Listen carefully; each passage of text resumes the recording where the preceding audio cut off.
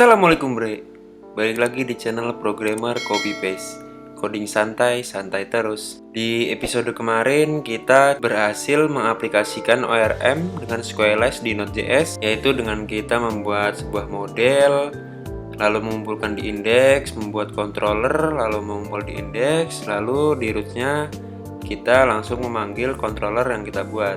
Ya, seperti janji saya kemarin, di episode kali ini saya akan membahas tentang apa itu asinkronus, lalu await, dan try catch ya. Ya, di JavaScript sendiri sebenarnya ada dua macam operasi, yaitu yang pertama namanya sinkronus, lalu yang kedua asinkronus ini yang kita pakai. Sinkronus sendiri artinya adalah sebuah operasi yang dijalankan setelah operasi sebelumnya selesai dijalankan, alias berurutan ya. Sedangkan asinkronus sendiri tidak perlu menunggu operasi sebelumnya selesai untuk mengeksekusi operasi setelahnya. Sebagian besar eksekusi di JavaScript itu sinkronus, tapi beberapa operasi seperti akses ke database, akses ke file, atau melakukan AJAX call adalah operasi yang asinkronus. Ya, di sini kenapa saya tulis asinkronus? Karena saya akan mengubah sebuah fungsi menjadi asinkronus. Lalu await ini adalah gunanya untuk menunda eksekusi hingga proses asinkronus selesai.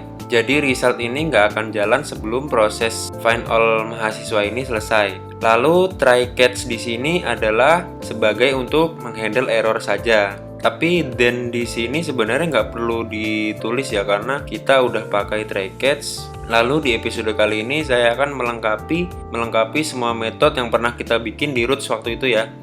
Di sini ada post, lalu ada get name, ada put, lalu ada delete. Saya akan melengkapinya di controller.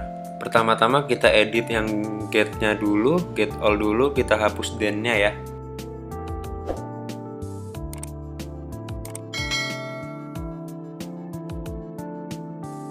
Lalu kita buat get mahasiswa by name.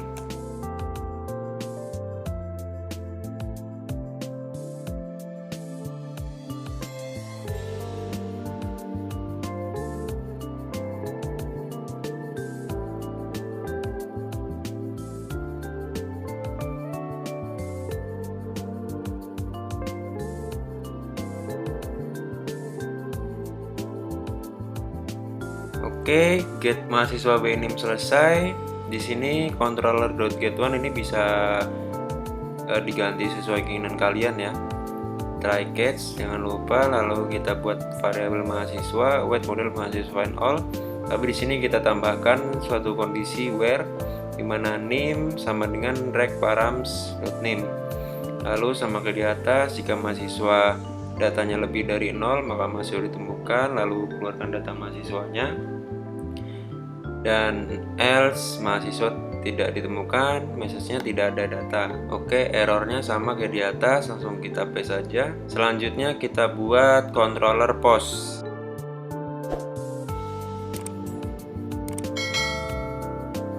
Nah, di sini kita akan mengirim 3 data ya, name, nama, dan jurusan sesuai dengan field di tabel mahasiswa.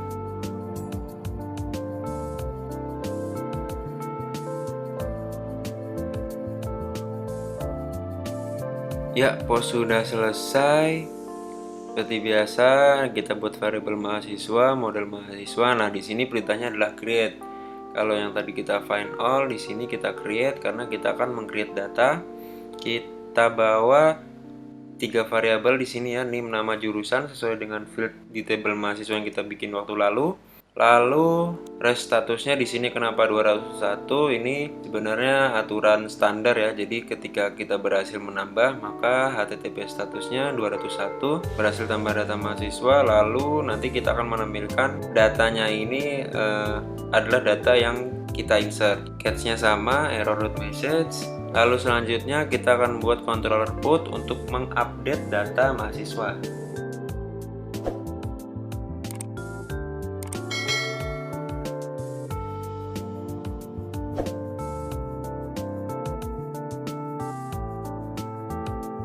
Oke, metode put selesai.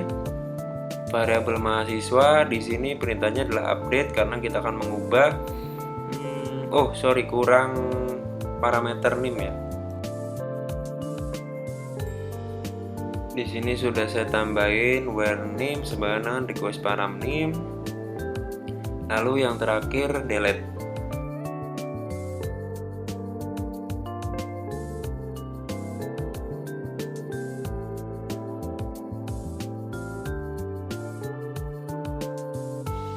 Oke, 4 metodenya kita berhasil buat di controller. Yang terakhir tadi controller delete. Di sini perintahnya adalah destroy where name sama dengan request params name. Message-nya berhasil hapus data mahasiswa. Catch errornya error.message. Lalu jangan lupa di save. Kita coba buka file roots-nya. Nah, ini root post dan lain-lain yang pernah kita bikin kita lepas dulu, kita hapus, kita lengkapi dengan controller yang tadi kita buat.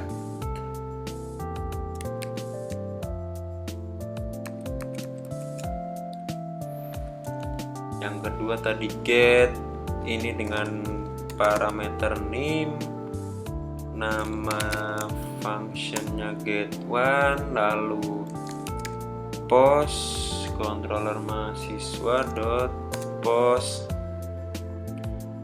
router put controller parameternya name,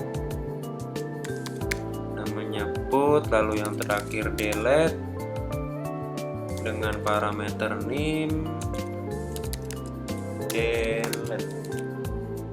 Oke, selesai. Jangan lupa di save. Lalu kita buka terminal seperti biasa, npm start. Lalu kita coba di postman ya. Pertama kita get mahasiswa dulu semuanya. Oke, data semua mahasiswa ditemukan, NIM 10001 Andi. Lalu kita coba cari si Andi. Langsung ya 10001. Ya, mahasiswa ditemukan. Coba kita cari 10.002, datanya belum ada, nah tidak ada data. Lalu kita coba buat data baru, post. Kita bawa body row.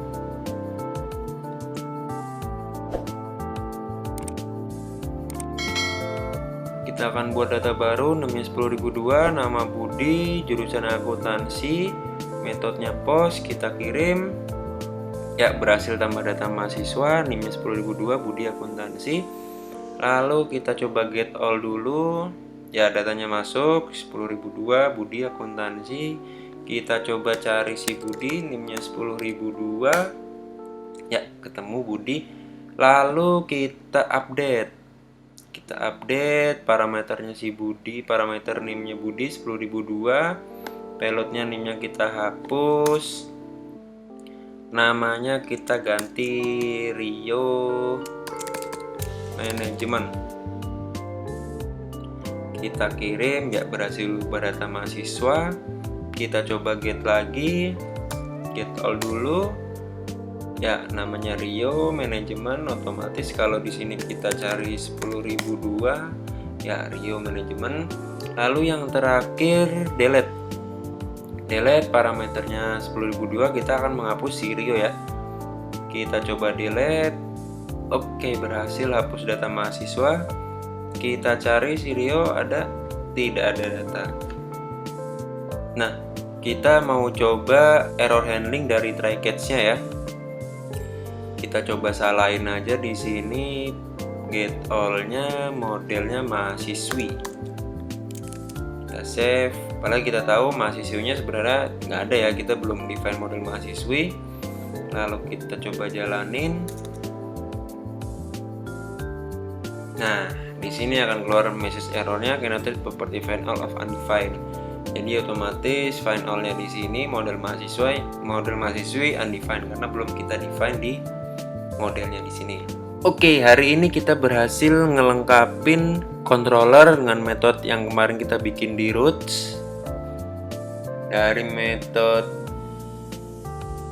get, post, lalu put, lalu delete.